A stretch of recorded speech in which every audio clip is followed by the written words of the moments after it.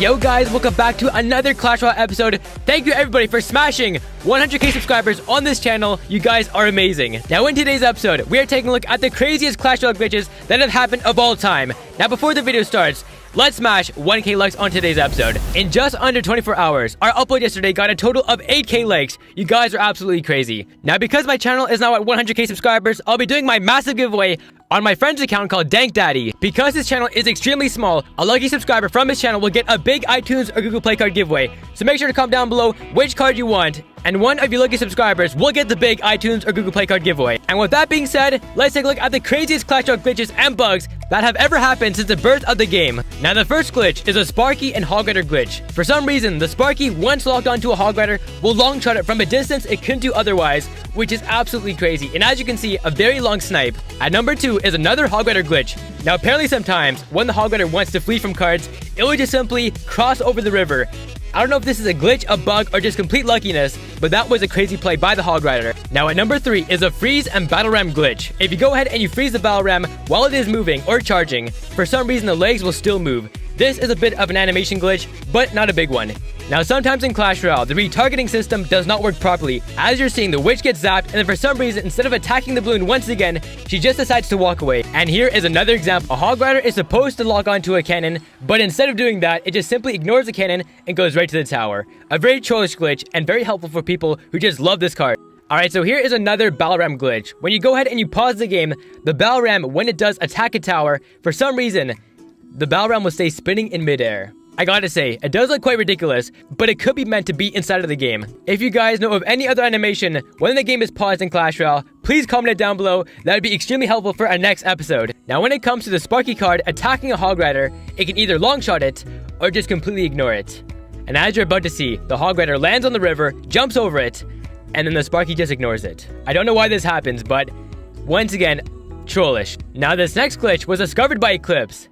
In a very creative manner, he somehow double tornadoed a golem card and it started walking backwards towards his own tower without there being a target, so that makes no sense. And I gotta say, big props to Eclipse for discovering this glitch.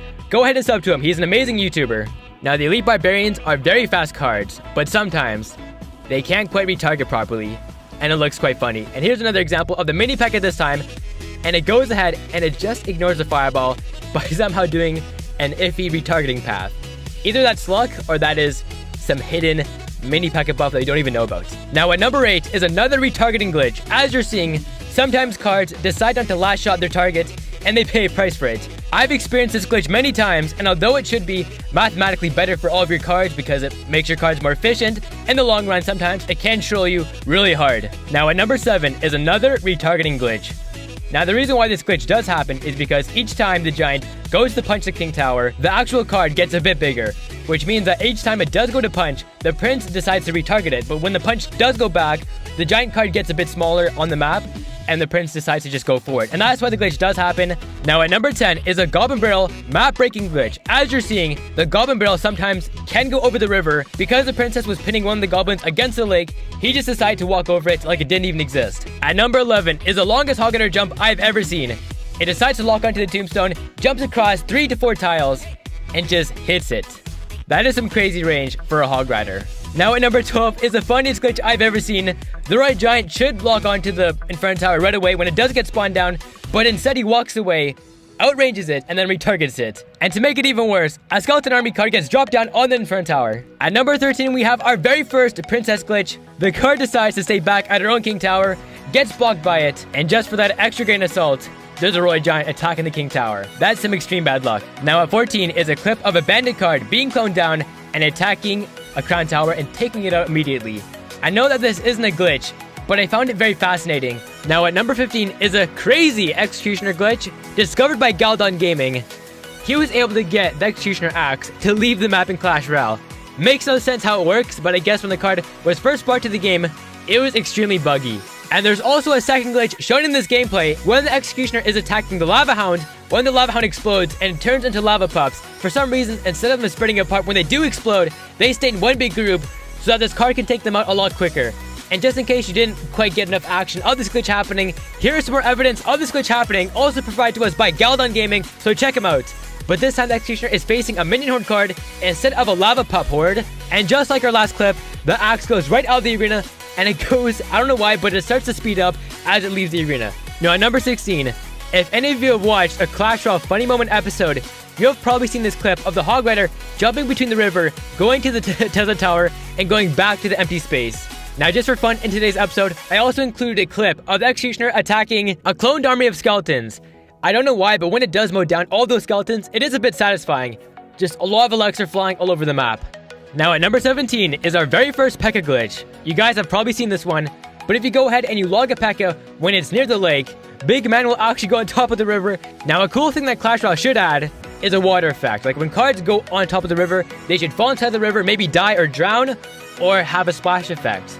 Just throwing ideas out there. Comment down below what you think they should do with the river, if they should add anything to it, or just keep it the exact same. Now at 18 is the Jumping King in the King Tower glitch. It is one of the first glitches to ever happen in Clash Royale. It is funny to look at, but it doesn't actually affect the gameplay or any of the cards. At 19 is the first ever Lightning Spell glitch. Now some could argue that this isn't actually a glitch because the Lightning Spell is supposed to target the 3 targets with the most amount of HP, and seeing that the tower is on only 1 HP, the skeletons have more HP than it. But still a very trollish clip. At number 20 is a spawner and card glitch. Now if you guys don't know, a couple months ago, you could place cards behind your spawner and they would stay there. And as an example, with the witch card, you're getting essentially another spawner because she does spawn skeletons, and in a way, during her duration behind the spawner card, she's like an extra tombstone. And once your spawner building, pinning her against the wall, times out, she continues on to be like a regular witch, and you're getting your 5 Elixir in value. The only downside to this strategy though is that what if you don't get the timing that you want, and you want your witch to be maybe a bit more delayed because your giant isn't available? That's the only bad thing about this, is that your timing with the witch can be a bit off. Now at number 21 is a very cool animation glitch. Now if you guys go ahead, watch a replay, then you pause the game, and you just quit your game and you come back to Clash Royale, for some reason, when you come back, there's going to be a bunch of explosion signs on your screen. I don't know why this glitch does happen or if it's patched yet. It doesn't actually affect the Clash Royale gameplay, but I guess if you're looking for cool Easter eggs or just cool broken things in Clash Royale, this is a good example of that. And as you're seeing, a lot of explosion effects on the field, pretty cool stuff. I'm sure that you all have seen this footage because it's been around for a long time now, I believe 8 months or so.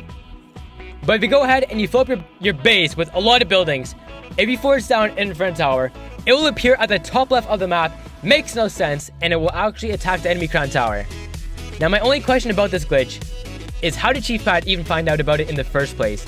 Did somebody at Supercell tip him off about this glitch, or did he find out by just screwing on with the game? If any of you down below know the answer to that question, then make sure to comment it down below. I'm sure we're all very curious of how we did find it out. Now for our 23rd glitch, this one is about the Ice Golem. Discovered by Eclipse for the very first time, you can actually go ahead and use the Ice Golem to make any card in the game invincible. This was only available to do in the first month when the Ice Golem did come to the game. It has been patched by now. But the reason why this glitch is so cool is because it could block the rocket from doing any damage to any card you had. It made no sense to why this did happen. I guess it was just the card affected the coding or something like that. But you can do it with the Princess, you can do it with any card in the game. There's no footage of this glitch happening in an actual Clash Royale battle, but still a very cool discovery by Eclipse. Now for our very last glitch in today's episode, we have a card magnification glitch. Once again, another glitch discovered by Eclipse, a very cheeky guy when it comes to this stuff. But by somehow playing around with this cards, I don't exactly know how to do this glitch. You can check out this video for the full tutorial. But if you go ahead, you play around with your cards, you can make them way bigger than what they're supposed to be. Go ahead, log on to Clash Royale and check your battle deck template, because the cards on your screen are definitely not overlapping and touching each other. But as you can clearly tell in the gameplay, they're overlapping each other quite a bit. And even the cards down below that aren't in the battle deck are also doing the exact same thing. Alright, so I hope everybody enjoyed today's episode, telling you about 24 glitches that broke Clash Royale. In return, let's try and break 1K likes on today's episode. You guys have been killing it. We gained over 5K subscribers already today. And don't forget, doing a massive 100K giveaway. Subscribe to my good friend Dank Daddy. Comment down below if you want an iTunes card or a Google Play card.